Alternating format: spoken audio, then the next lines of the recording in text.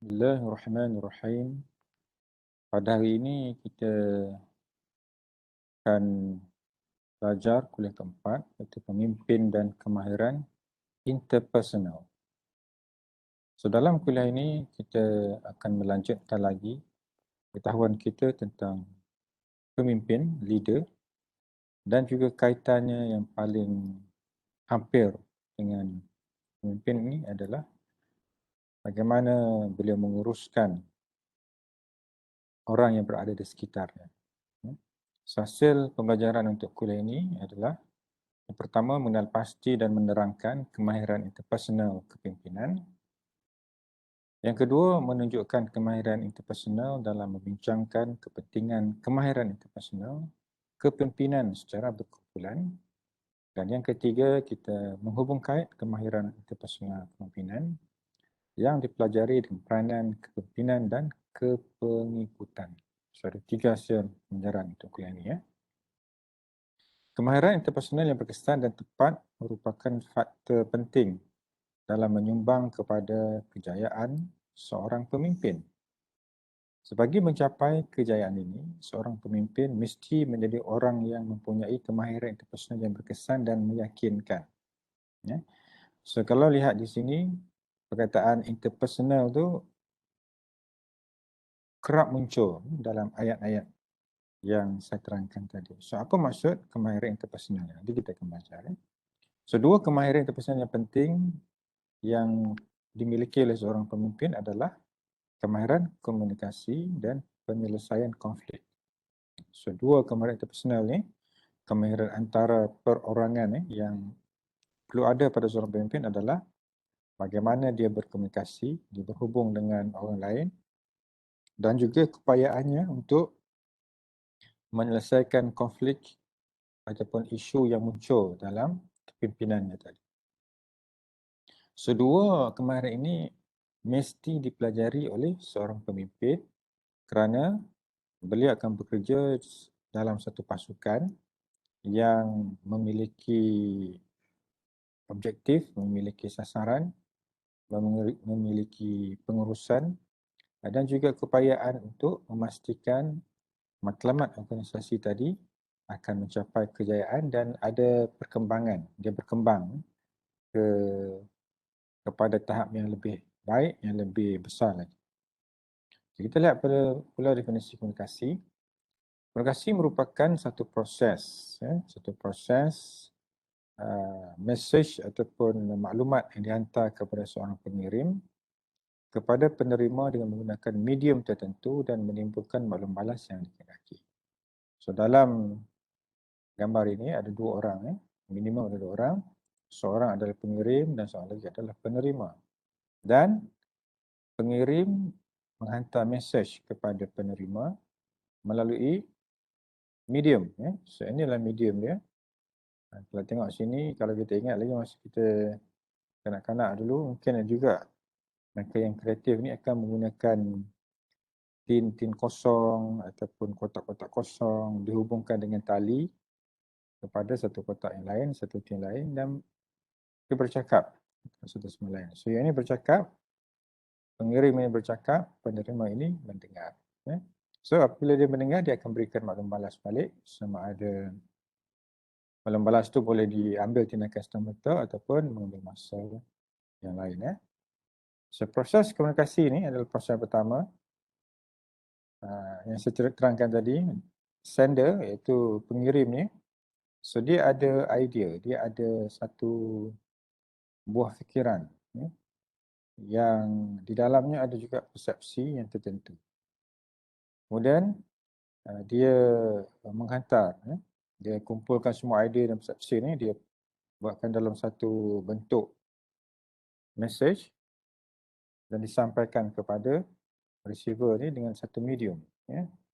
So medium ini kemudiannya diterima oleh receiver tadi dalam bentuk sama ada bentuk itu lengkap ataupun tidak lengkap dan akhirnya akan berbentuk kefahaman dan juga persepsi. So kenapa saya katakan lengkap dan lengkap kerana dalam proses menghantar message tadi dia ada noise. Noise ni adalah gangguan lah. Macam gangguan. Dan kalau receiver ataupun penerima ni menerima mesej yang diberikan itu dengan baik, faham dan juga persepsi yang sama seperti yang dihantar oleh penerima tadi, oleh pengirim tadi, sedia akan berikan maklum balas. Dan maklum balas inilah yang menjadikan proses komunikasi itu satu kitaran yang lengkap. Ya. So, kalau tidak ada maklum balas, kitaran itu masih lagi boleh ditingkatkan supaya pengirim tadi dia mendapat maklum balas daripada mesej yang disampaikan. Ya. Contohnya, dalam proses pemilihan seorang pemimpin, dia mesti ada proses pilihan raya, proses berkempen, ya, proses kongsi maklumat dan sebagainya. So feedback ataupun maklum balas yang maksudkan tadi adalah adakah pemimpin tadi dipilih ataupun ditolak oleh pengundi ataupun pengikut-pengikut yang lain. So proses itu boleh dikembangkan dalam konteks yang lebih luas lah. Kalau konteks keluarga, mesej ataupun maklumat disampaikan oleh mungkin ibu ataupun ayah kita kepada anak-anak dia. So belajar je rajin, ya. So, makan cukup, pakai cukup. Adakah mesej yang diterima? So kalau diterima, akan berlakunya perubahan dalam pemikiran dan tingkah laku anak-anak dia. Anak-anak dia akan belajar lebih fokus, menunjukkan keyakinan yang tinggi, bermotivasi untuk belajar dan sebagainya. Dan akhirnya ada keputusan yang lebih baik pada anak-anak dia. So dia bergantung kepada konteks. Ya. Sebentuk komunikasi ini ada dua jenis. Satunya adalah oral, yang kita bercakap. Ya. Kemudian non-oral, iaitu kita menulis ataupun menggunakan bahasa isyarat. So oral dan non-oral ni biasalah, biasa kita dapat. Ya. Kemudian verbal dan juga non-verbal. So verbal ni dengan oral, kita bercakap ni menggunakan bahasa yang sama lah, bahasa yang boleh difahami. Non-verbal communication kalau dia menunjukkan ekspresi, menunjukkan pengalaman, ya, pengalaman perasaan dia, ya. Laughing, dia gelak, ketawa, dia menangis dan sebagainya. Kalau non-oral, non-verbal ni adalah segi bahasa badan, ya, ataupun tanda-tanda tertentu daripada pergerakan badan, anggota badan, tangan, kepala, bahu, ya, ataupun jari dan sebagainya.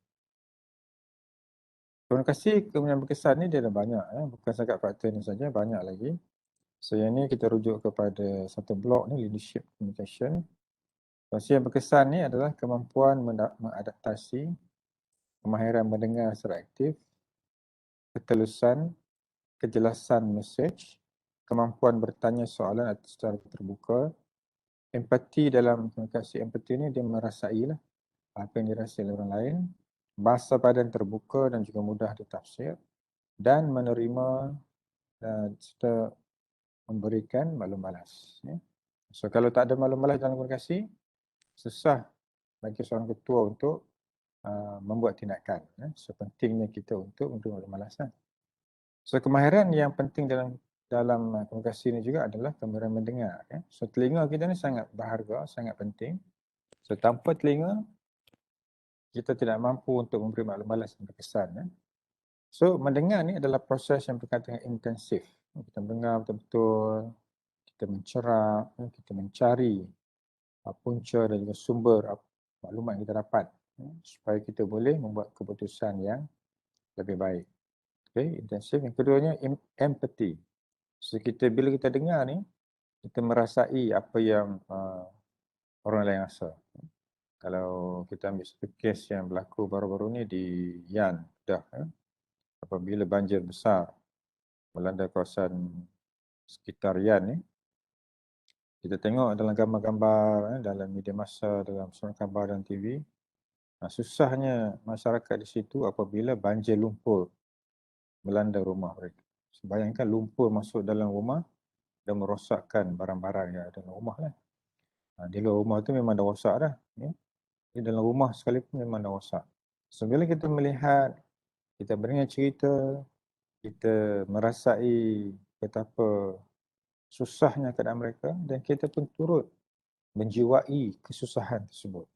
Ya, so itu dinamakan sebagai empathy.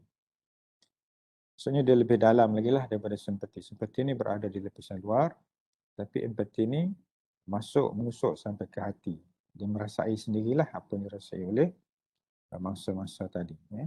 So apabila adanya empati ni, kita akan lebih memahamilah apa yang berlaku kepada orang lain. Kemudian efektif, ya, iaitu kemahiran mendengar yang berkesan. Ya. Apabila dikatakan berkesan ni, maksudnya kita memahami mesej yang disampaikan. Bila orang cakap, oh, saya tak ada duit ni nak beli makanan, nak beli susu untuk anak-anak, nak beli makanan untuk keluarga makan dan sebagainya. Sebila kita dengar ni, kita akan ambil tindakan. So, efektif di sini adalah adanya tindakan selepas kita mengetahui sesuatu isu ataupun sesuatu perkara. Kemudian respon ni adalah tindakan kita lah. Sebila kita mendengar, apa respon kita? Respon terbaik adalah kita menyelesaikan masalah kepada isu-isu yang berlaku. Itu dia punya tindakan selepas kita mendengar. Okay, kemudian kemahiran kedua adalah kemahiran konflik. So, konflik ditakharifkan sebagai satu interaksi antara individu yang saling bergantungan. Ya.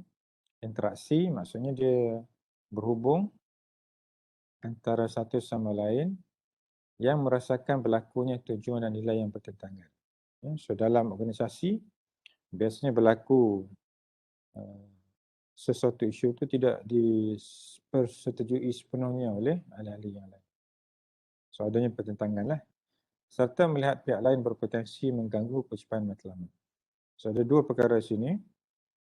Yang pertamanya adalah nilai yang bertentangan, idea yang bertentangan, pandangan pendapat yang bertentangan. Yang keduanya adalah ancaman untuk berlakunya gangguan terhadap pencapaian yang nak dicapai. So, apabila dua perkara ni wujud dalam interaksi itu dinamakan sebagai konflik. Tak kira sama ada konflik itu positif ataupun negatif, ia dikira sebagai konflik juga. Ya.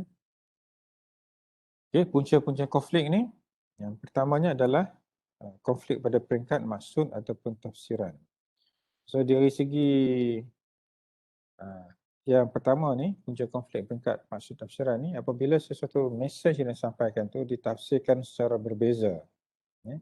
Contoh paling mudah dalam masyarakat Malaysia kita ni, masyarakat Melayu khususnya, ada beberapa perkataan dalam bahasa Melayu ni ada maksud yang berbeza. Contohnya perkataan lawa, lawa, L-A-W-A, lawa. Kalau dalam masyarakat Semenanjung ni, lawa ni maksudnya cantik lah.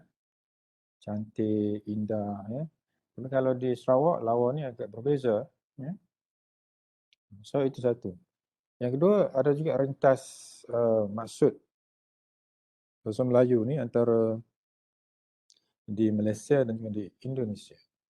So, kalau kita pergi ke Indonesia dan kita bercakap, apabila ada orang tanya bagaimana perasaan kamu berada di Indonesia, maka kita nak menzahirkan emosi kita tentang kegembiraan kita, kita kata, oh, seronok berada di sini. So, perkataan seronok ni di Indonesia bukan bermaksud happy, bukan bermaksud gembira. Dia ada maksud yang berbeza. So, kena hati-hati apabila kita menggunakan perkataan-perkataan yang berbeza di tempat yang berbeza pula ataupun tempat yang berasingan lah.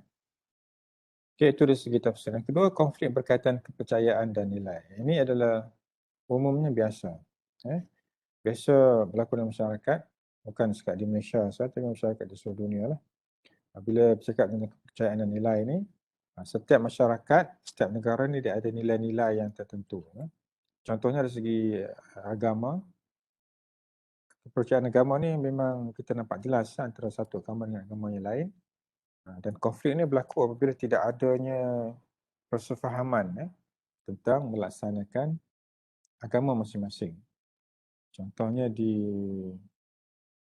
sebelah Middle East, di Timur Tengah, konflik berlaku antara agama Islam juga, dan Islam dia ada beberapa mazhab, dan paling besar ni mazhab Sunni dengan mazhab aliran Sunni dengan aliran Syiah. Mazhab ni ada 4 mazhab besar lah, dalam agama Islam.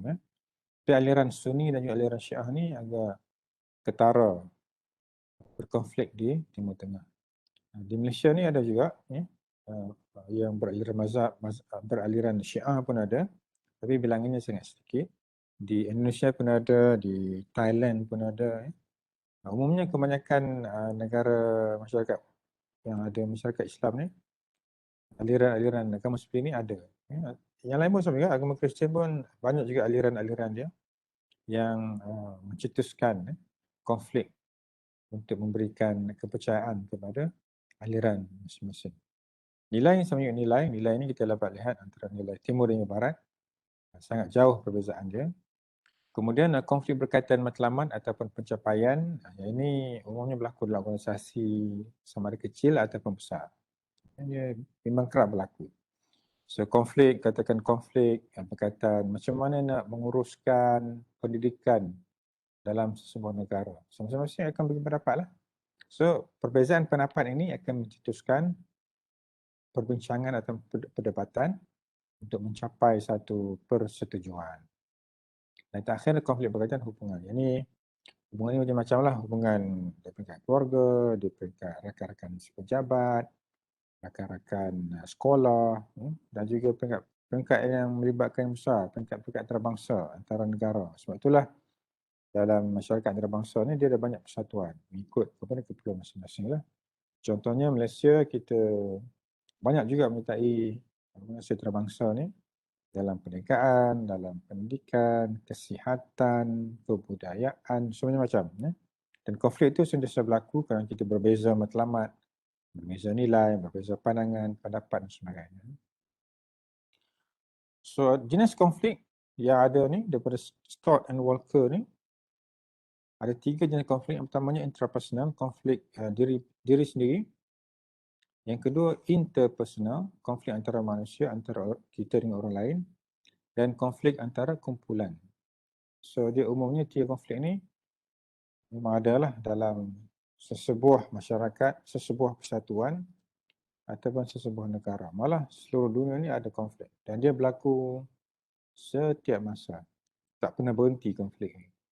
Habis ada konflik, muncul konflik lain di tempat lain pula. Habis konflik tu, muncul pula konflik lain. Isu yang berbeza pula. So dia tak pernah habis lah.